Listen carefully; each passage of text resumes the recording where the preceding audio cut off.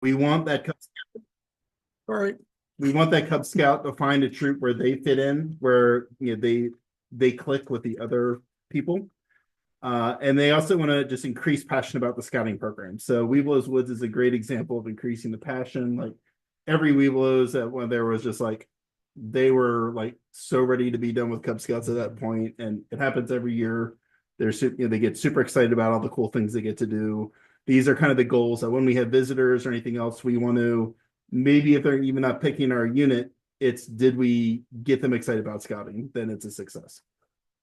Okay, so selecting unit, visiting units. How do we find them? So beascout.org, there's pins out there, there's details in the different units. There's various district and council events, district events such as Webelos Woods, Camporees. And then there's actual unit meetings, there's unit trips and special events. So after you found certain units, often units will have certain meetings or trips that are open to the Cub units. My troop, what we do is from like end of Webelos Woods until mid-February, we just have our entire schedule, our TTFC schedule aligned, which that's the Trail of First Class for the Cub Scouts. We have all those skills aligned with the AoL skills. So like, oh, our scouts need to learn about flags. Well, guess what? There's an AoL achievement that also needs to learn about flags. We're going to teach both things in a meeting. So that way, if the unit leader is like, man, I can't find a judge or public servant or whatever, it's like, oh, we'll just come to our troop meeting that we've got one coming in December, right? So it's I think a good way to have people drop in. And I strongly believe that actually visiting the unit in the middle, like at a meeting, is the best way to really get a lay of the land. Like if you see, I'm not gonna say good or bad things, but like you can quickly see what's going on as a parent in that particular unit. So we as troops, we want to make sure that we're putting our best foot forward, that it's youth-led troops and all those things. And then as Cubs, you'll see the scouts will get to interact with all the boys and not the select few that might have been picked to go to Webelos Woods, and can kind of see if they're clicking with any particular groups. There's also council event days, like there's aviation days and some of these other things that are both joint scout Cub events, and then they'll see those older scouts and like, oh, it's not just an elementary school thing. There's other stuff that's going on. And then even with summer camps, troops, if you've got older youth that are on staff, at Cub Scout camps, as Cub Scouts see the older scouts, and that's another way to kind of instill some passion in the, it's like, wait, I get to stay at summer camp like the whole summer. They'll be excited about it. Okay, some key differences in units, and this is one of the little spiels I give when people visit is, and it's not that there's rights or wrongs, it's just these are differences, right? There's like the size of the unit. There's large units, there's small units, there's medium-sized units, and they all have their pros and cons, right? And it's visiting that and seeing, well, this is what's going on in a large troop. There's like 50 million things going on. There may be more chaos, or a small troop usually is a very tight-knit group of youth. Again, there's pros and cons there. Types of units, boy unit, girl unit, combined units.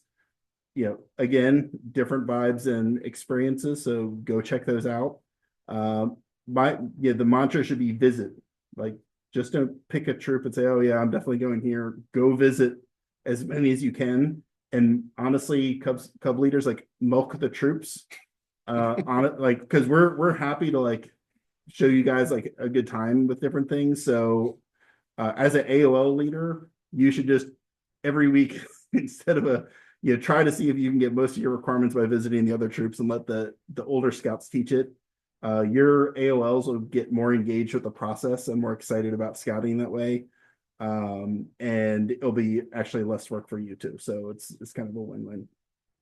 The other interesting thing is, obviously they have personal connections in the unit, or do they see themselves in older scouts? Like if you show up and everybody's playing some sport out on the field and you're a sporty kid, like, oh, these are my peeps, right? Or everybody singing show tunes before the meeting, like, okay, I mean, there's the widespread of stuff, right? And sometimes it's just you, or not sometimes, but it always seems like there's something really odd that the AoL Cub will latch onto.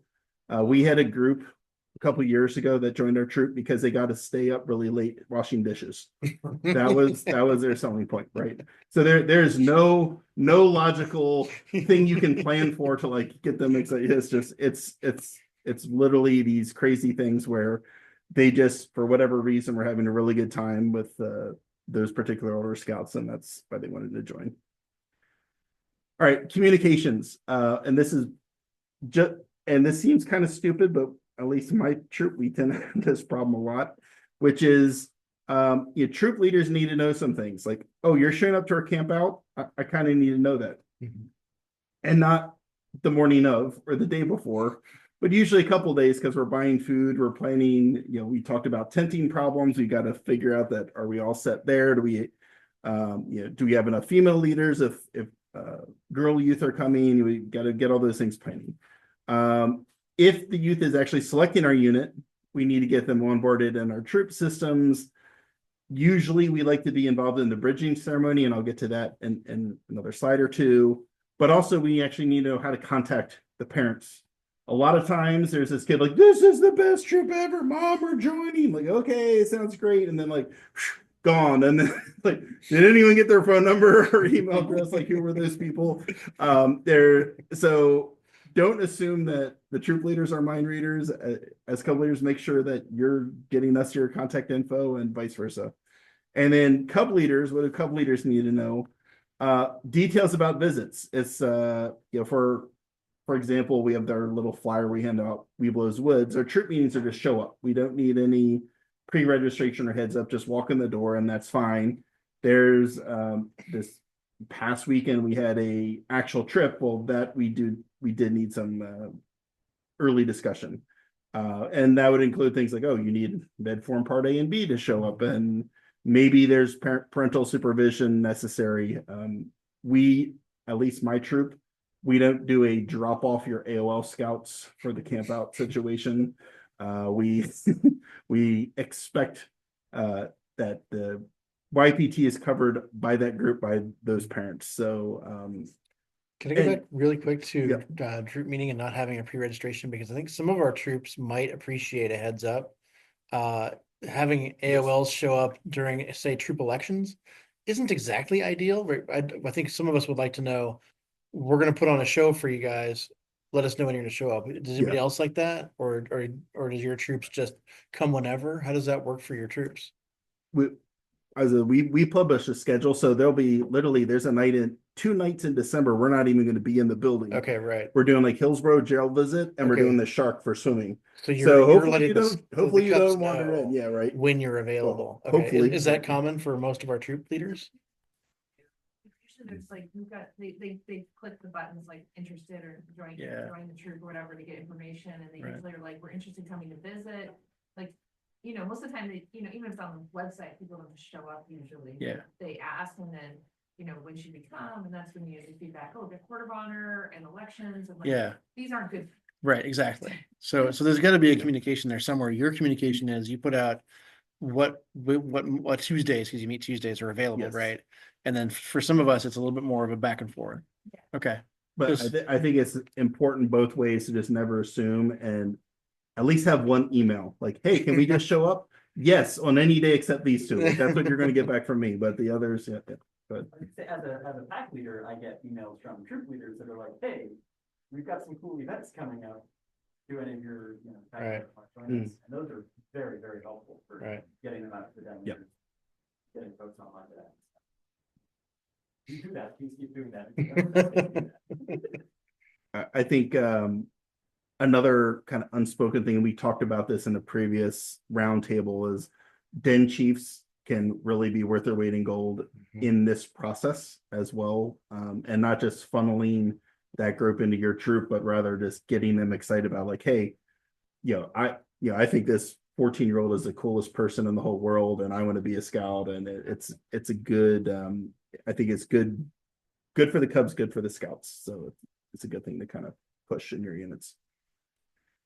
Okay, also the Cub leader needs to know the AoL bridge planning committee decisions, and I mentioned this because we've had many cases in the past where a Cub master or someone might reach out to us, and they're not intimately involved with exactly what's happening in the AoL ceremony. It's like, well, yeah, we're having it, and maybe they know the date, but they're not like, yeah, we need 5 scouts, or we need scouts to do a flag ceremony, and we need 3 scouts to read part of the ceremony, and yeah, they may not be privy to those details. So even in your Cub packs, like make sure that the people that are communicating with these destination troops, like once they made their selections, that your asks are very clear and preferably well ahead of time, not 2 or 3 days before the bridging ceremony, because our scouts are also kids and we need like a week or 2 of meetings to kind of like, hey, remember this is next week, right? You're going to show up, and did you look over the reading and things like that. So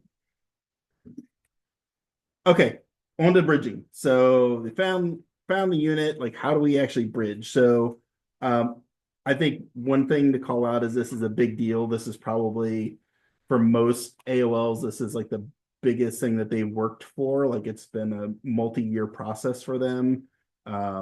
Short of like an elementary school graduation ceremony, which is usually after the bridging, in May, that this is like their first really big deal kind of ceremony. So I'd encourage everyone, pull out the stops and like really put on something cool for your youth. That having said that, there's no mandatory ceremony elements. Bridge is not required.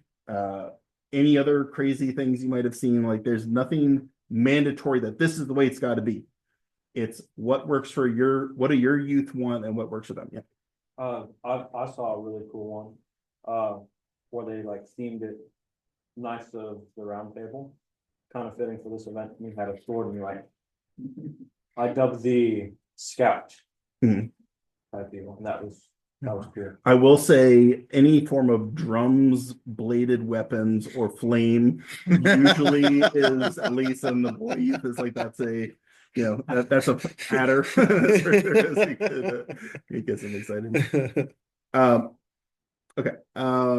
So I'd say that receiving troops in general, we like to be involved, and often many troops will have something for the incoming scout, whether that's a neckerchief, and I go to some more details on another slide, but usually we want to be there to shake their hands on the other side of the bridge. Like there should be some scouts actually welcoming them to scouting and not just random parents.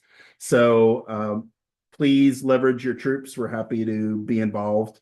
We're happy to be in the room, because then this is another opportunity where a lot of younger Cubs get to see the older scouts, and like you're like, oh man, like who's this 6 foot tall kid, right? And so the other interesting thing is, and the pack that I was involved with, we had this argument every single year.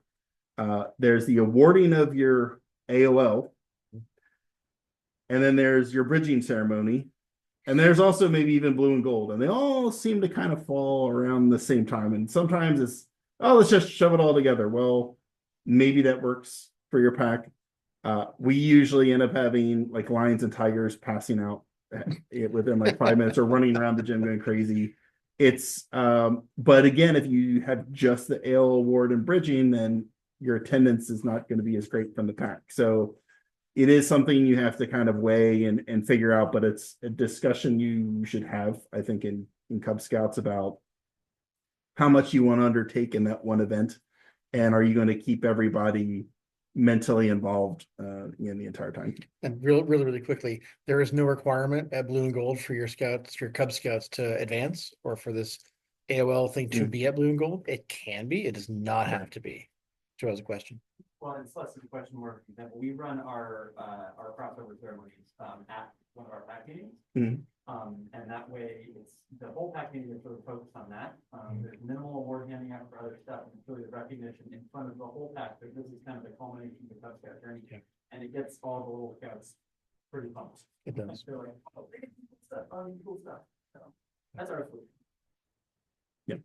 So I think it's important to just know what works for your pack and be clear about it, because as I said, the unit I was involved, we were back and forth quite a bit until I think we finally settled on like Blue and gold is separate, but we're going to do the pack meeting AOL bridge combo kind of thing, and that's where we ended up. So, but again, no wrong or right here. It's kind of talking it out. Like I could imagine a smaller unit, maybe that is the easy way to do it. Okay, planning keys. It's usually a big thing, and I recommend a couple months in advance at least to start planning. Not for food prep or things like that, but getting your venue reserved if it's an off night. So if you're not doing it at your pack meeting, you need to make sure you have a spot to do it. Also, depending how crazy you go with the awards, the plaques, whether it's routed out, laser engraved, whatever craziness you want, or the parents, so we all want to paint one. These are very long lead time projects, right? These arts and crafts projects are, making your arrows. This is not the month before, oh, we're just going to show up at Greg's house for a couple hours and bang these things out. Like you're not. Just flat out say you're not going to do it. So start a couple months in advance. Make sure all the parents of the AOLs can be involved and have their 2 cents heard. And we talked about the separate events already. Okay, so ceremony and award ideas. I found a cool link. Mike can send out these slides or post the Yes, we link to will. them. Absolutely. Like 10 AOL ceremonies. I think one problem, at least in recent history, seemed like every single AOL ceremony involved like Native American regalia and everything, which is now kind of a no-no. That's actually the one thing that's not allowed. Yeah. It's So not- there's if you're not familiar. and so this site tended to have like at least a couple that I'm not saying take the one that exactly as is, but like, oh, I kind of like how they do the Scout Oath and Law here. Like, steal that. I like the little Scoutmaster blurb talking or the Cubmaster blurb talking with people. Yes. Yes. Exactly. Right. Plagiarize. Yes.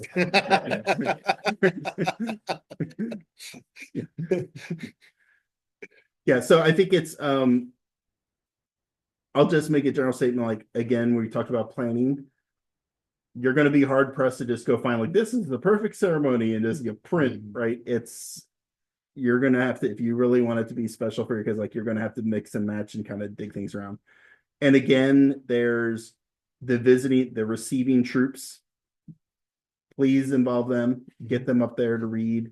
If it's significant reading, I'd encourage you to let that Scoutmaster know, like, okay, this is like some hefty reading, so get your good reader on these or whatever, because we've had some situations where like the kid starts and you're just like, oh boy, we're like, every other word we can't pronounce and we're having troubles, right? So having it early, being able to practice with the older scouts is good, but usually kids are more in rapt attention of older scouts than adults up there talking. So the more scouts you get involved, the better. There's a ton of project and ceremony ideas and pictures and decorations and stuff on Etsy and various web searches. It was very easy to find a ton of that stuff. So I'm not going to list out 5 million links. You just go look. But a very common award are like kind of AOL plaque. This is a very nice one in the picture, big laser engraved, whatever. And then there's also this arrow and all those little color bands. There's like a official code for what every color means. And that's usually like colored thread that you wrap around. There's kits that you can buy for these arrows, or you can kind of get a one down and kind of make your own. There's various options. I am including the link on what the band colors mean. So like orange, I believe means that you're in tigers, and there's like a dark blue, like you're in lions. And so each of the different I think it sections matches the Cub Scout neckerchief colors. right. And then there's like the additional like outdoor awards and other things that are the adders that you can put more stuff. So you can really go crazy with the arrow if you want. On the flip side, the receiving troop, I know some troops like to gift their new scout something. Maybe it's a troop neckerchief and an actual scout slide.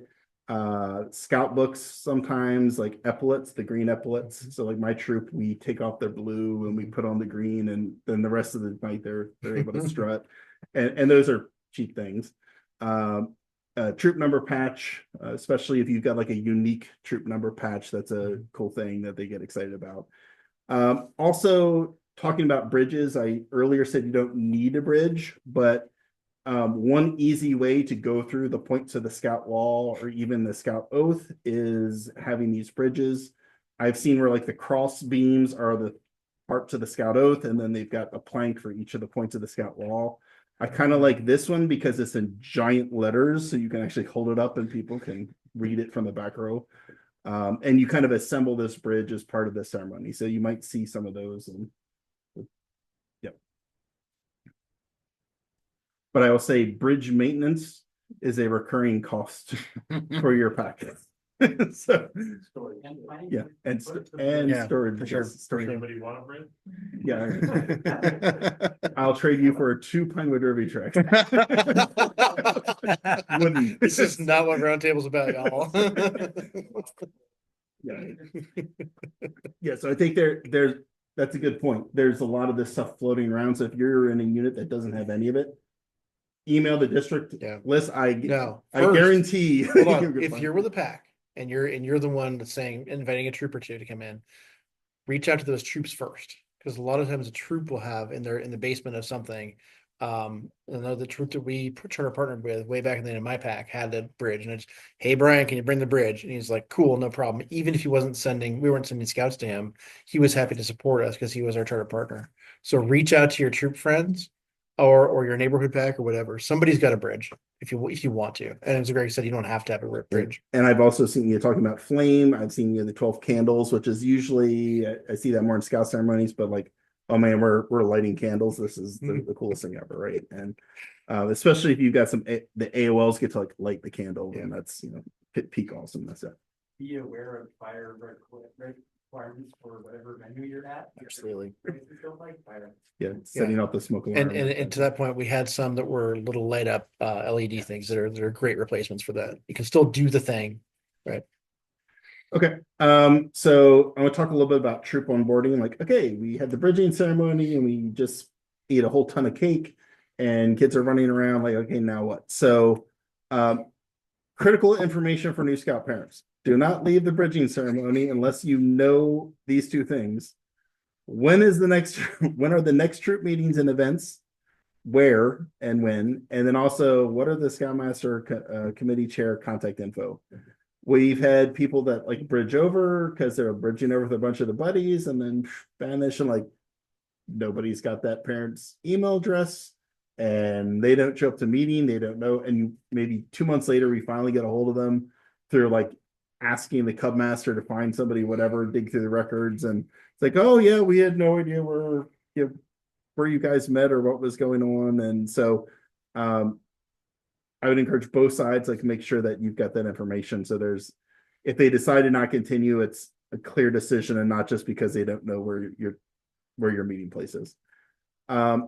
First meeting, what my troop does is they fill out med form part A and B for their kid. And then we get their email and stuff and phone numbers and our troops e-system. We use Troop Web Post, but people's Scout Book or whatever other systems you guys might use, get them in there so they can see the calendar that they're getting the troop emails, that they're in the loop now.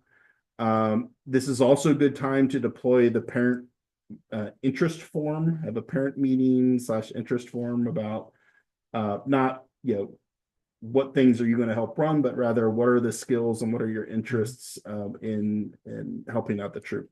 And it's not necessarily a commitment, but rather like, oh, this guy's a professional mountain climber. Like, hey, L1 climbing training's coming up. Maybe and so you just find out these things talking with folks. So Real quick, med forms. I used to ask the troop that I was sending scouts to if they wanted the med forms I had for the Cub Scouts from summer camp. I don't need them anymore. If they're not in my pack, I'll just put them in a folder and hand them to the Scoutmaster or the committee chair because they're still valid, probably, right? And there's no problem with handing that over. There's no, as far as I know, I found that to be very useful. This is also the time to start talking about scout account transfers if both units support that. I know some do, and some do not. Some are, well, whatever money's in the troop or the Cub unit stays there. Others are like, yeah, sure, just cut us a check and so you kind of move things around. This is a really deep topic. Yeah, and yeah, I'm just gonna say I'm not gonna go any deeper than that and just say if both are willing and able, then this is a good time to like handle that. But you start getting into like the treasurers with questions and everything, then okay, we can go spend 4 or 5 hours discussing it. It's actually a chartered org issue more than anything. Yeah. Okay. Yeah. It's, Anyway. okay. Can I'll just offer Okay, one yeah, solution that I okay, have done, is I have the Cub Scout pack pay the council directly for their upcoming summer camp. Let's do Usually that. they don't have more in their scout account than Yeah, that. right. And so then nothing happens between the organizations. That's a cleaner way to do it. Yep, The it Cub is. Scout pack writes a check to the scouting organization, which is totally legitimate. Yep. It, It requires the pack to be willing to do it. And because it takes a And- little effort, but yeah. yeah, all of them that I've worked with have. Yep. As, Been as a happy. general point, because PAC and troop finances should be controlled by the charter org, I would recommend you talk to them before you do anything. Oh, for sure. Yeah, Absolutely. this yes. is if current policies allow, do not just Yeah. go off and invent something. And Please there's just- a lot there. Go to David Hammond's 2-hour unit finance 101 at University of Scouting next year. But I will say There's that a lot. I will say the time to not do this is a week or two before summer camp, or the week before final summer camp payment is Yep. doing like, oh, we've got $400 sitting around in the Cub account. Like, that was 6 months ago. The Cub unit, Yeah. it's gone through 3 treasurers since then, or you didn't know what's going on. So, okay. So first month idea. So, we're a troop. We've got some new scouts. One thing that my troops recently started to do that was a huge success is a concept of a new scout camp out. So it's just for the new scouts and a couple of our senior patrol leader and a couple other senior leaders. And this is how you connect a propane stove. This is how you set up a tent. Here's how you open your sleeping bag. So we just go over to Camp Ireland. We have them show up Saturday at like 1 or 2 in the afternoon. So we've got multiple hours of daylight setting up our tent. They can figure out all that stuff. They learn how not to walk around in the tent with muddy shoes and all these other kinds of things. So this is a very valuable experience because usually our real troop trips we're leaving Friday afternoon. It's pitch black when you're showing up in February or March, right? So this is the opportunity where during daylight, they get to work through all this. They also immediately they're starting camping, which I think is critical for scouting. Like get them outdoors. Let's get camping. Now this past year, our new scout camp out was the most miserable conditions possible. And then our usually miserable conditions March trip was just like gorgeous sunny spring day. So it kind of worked out. Also just in general, having your PLC planning the TTFC for scout rank around the time that the kids bridge over. So hopefully the stuff that they just learned for AoL, they can regurgitate and remember for scout rank, and there's not a complete relearning of the scout badge and some of those trickier. Okay, so TTFC is trail to first class. Yep. So there's basically I think every scout rank is a duplication of the AoL requirements, Pretty much. for the most part. Okay. Should I delete the line about Josh? I know he's Open position. If anybody's interested in being a district membership chair and Right. if you want to form a committee. so key 3. Talk to the district key 3. Yeah. Unit commissioners are great resources. Gordon and other fine We got fellows. Steve is our newest. We got Jackson. There are a few floating about. And so this Heather is a unit commissioner, technically.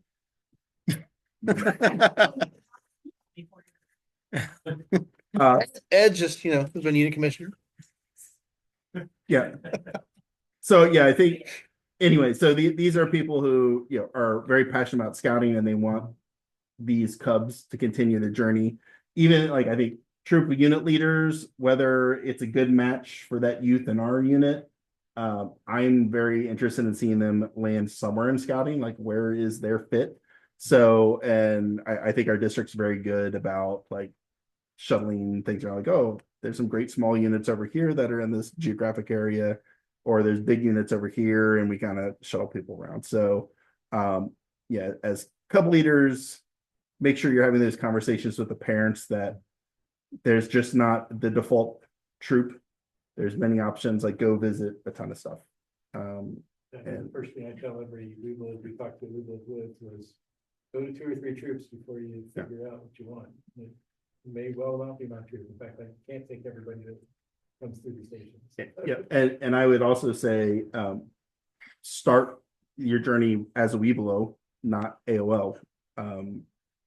My oldest son, we started as a Webelo, and it was a good thing we did because COVID hit and there was no journey of anything in AoL. So it was, he fortunately went to Webelos Woods as a Webelo and got excited about scouting because it would have been, not an option later on. So, yeah. Go ahead. Mike knows my favorite story from when our kids crossed over and we had one of our scouts.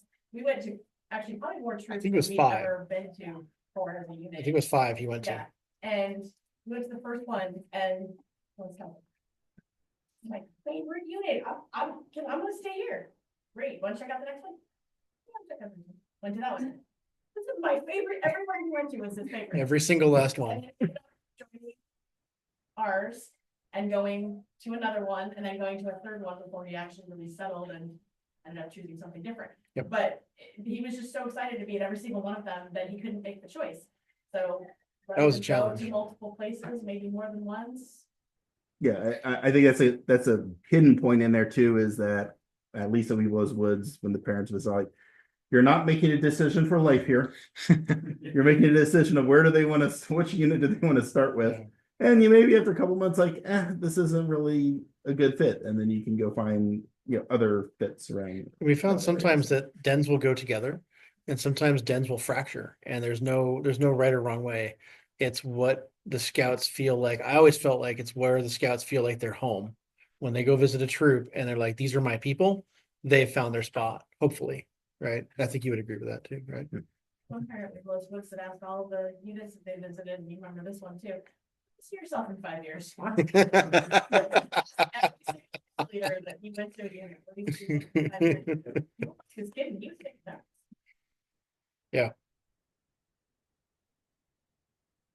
Does anyone have any weird one, interesting bridging ceremony? Are there others that you've seen your thoughts really respond We to? had one group of about over so AOLs, and there was like 2 or 3 that just, they didn't want to go that trip. So we invited the 501st stormtroopers to come. And they came to us to the other side. That's awesome. There you go. That is brings up another story that I had, is that we had a situation one time where there's like 7 or 8 kids in the AOL group and 7 of them were continuing on to scouting and one of them wasn't. And so he was like, it's like, okay, well, they give out their AOL awards or whatever. Then he's sitting in the front row and gets to see each of his friends cross the bridge and get some cool thing or whatever. And there was like epic level meltdown until it's like just some scoutmasters are like, oh yeah, you bridge over our troop and like, give them a little something, whatever. And it's like, okay, crisis averted. But I'd say for Cub leaders, strongly suggest that they bridge somewhere or to something, and It's over to their parents. Yeah. Well, yes, be a participant in the ceremony. Somehow that's appropriate. I mean, the goal is to have them at least try, right? To give a troop a whirl. My saddest thing as a committee chair was when I had a den of, was it 4 or 5 young ladies that just didn't, and they just decided together they're not going to go on. I was just devastated. We had Lisa come and talk to him the whole bit and nothing. And it just makes my heart hurt to think about that, and I don't know what we can do as unit leaders to encourage them both in the back side and the troop side, right? Maybe they didn't visit enough troops. Maybe they didn't like go to campouts with the troop, because we can do that now. We can have our Cub Scouts come camping. That's a great way to get to know the troops. Yeah, because I think usually they're just bored to tears with Cub Scouts by this point. So it's just like, oh, more of this, and like until they see like, oh, wait a second, like there's all this stuff going on, and then when I get older, like I can go out on these boats and wear rubber suits, and they can get all, it's all the world's their oyster. Joe? I was gonna say, what's that scouting or camping? Yeah, we got to crack open the guide to safe scouting. They can come with the troop now. Yes. I forget what the rules are. Okay. Our troop was like absolutely no youth ever was our troop rule. And it's like, well, and they were claiming as a national rule, so I want to look it up, like, there's no such rule at all about that. You can literally just have them, There was a period of time where Webelos and Aerovlights were verboten from coming to Camporee. And there was a little bit of an extension in there of you have to be really careful about Cub Scouts coming on a troop outing. And I think what happened is National did the math and realized, oh, we're losing Cub Scouts.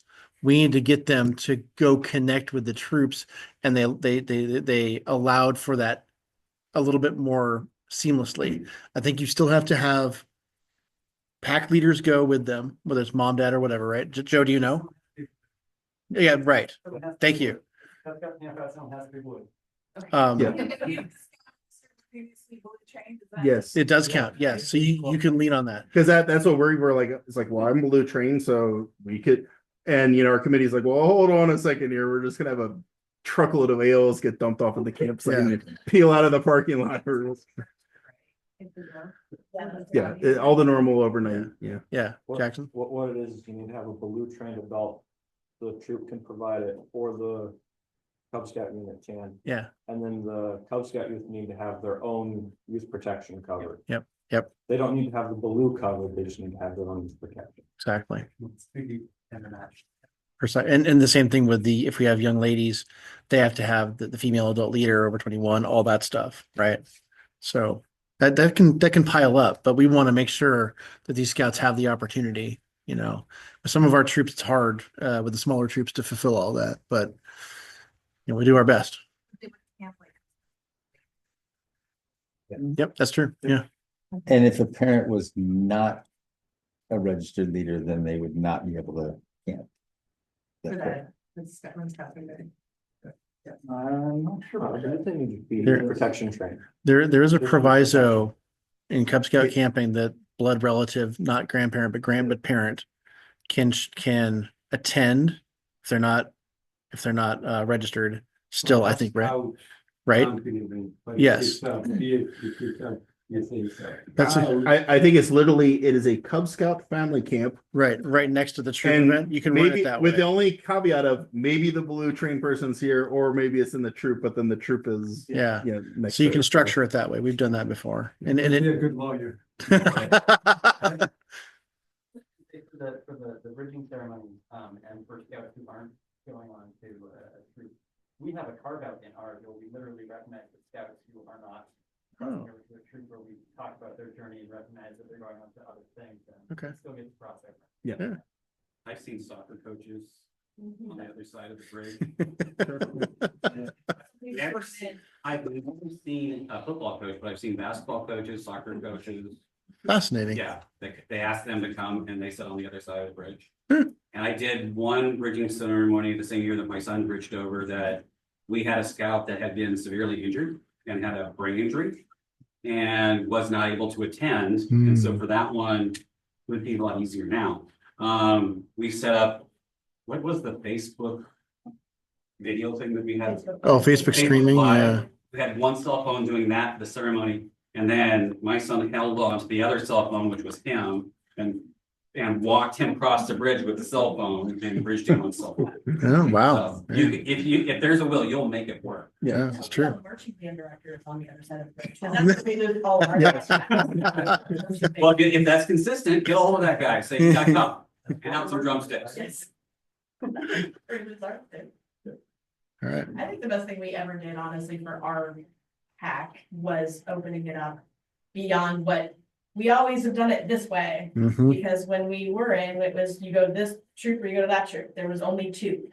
And Mike said, no, there's more than two out here, and you argued a bit with some people and. Yep. But we did end up with, they got 4 or 5 different groups. I mean, It was, well, by the time I left the pack, we had sent scouts to at least a dozen troops from 419 to 592 to all over the place, and some that we had not shipped them to before. And I felt good about that because we're helping the troops, the scouts find the troops that they felt they connected with, right? I took my oldest son to 5 units in 3 different districts. And I felt good about that. By the 5th one, he was like, I know where I'm going, Dad. Okay, cool. Right.